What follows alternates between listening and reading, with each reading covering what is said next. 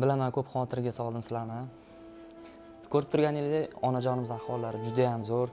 Kecha operatsiyadan chiqdilar va video joylamadim. Nima uchun?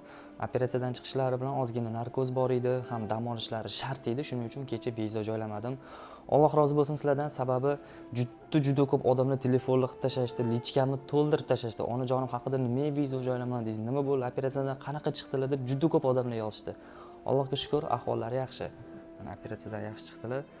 Bosh miyani operatsiya qilgan va ichkaridan apparat o'tkazishgan. Hozir ahvollari yaxshi. Qo'lingizni bukib ko'ring.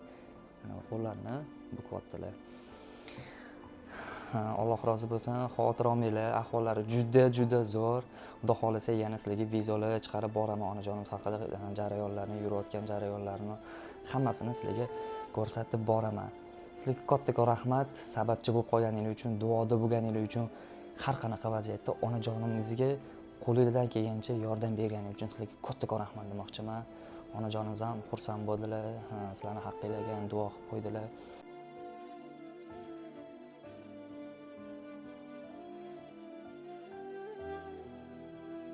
Hozir 1.700.000 obunachim bor va bizga obuna bo'lmagan insonlar ham onajonimiz uchun qo'l cho'zdi, duoda bo'ldi. Mana shu minut sekundgacha birga bo'ldinglar. Buning uchun sizlarga katta rahmat demoqchiman. Keyingi savob ishlarimizda birga bo'ling. Buning uchun menga hozir obuna bo'ling.